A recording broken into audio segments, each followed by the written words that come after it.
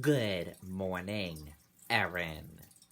A Manchester woman was charged with operating under the influence of drugs after police said she caused a crash on South Willow Street.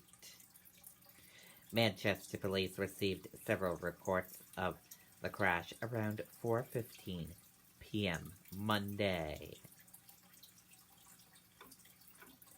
Police responded to the area of the Burger King on South Willow Street and said that Denise Pumperette appeared to be under the influence of drugs.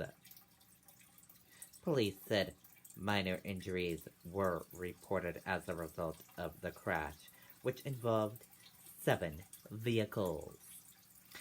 Reporting live here in Manchester, New Hampshire, I'm Riley King for WMUR News 9. Erin, back over to you.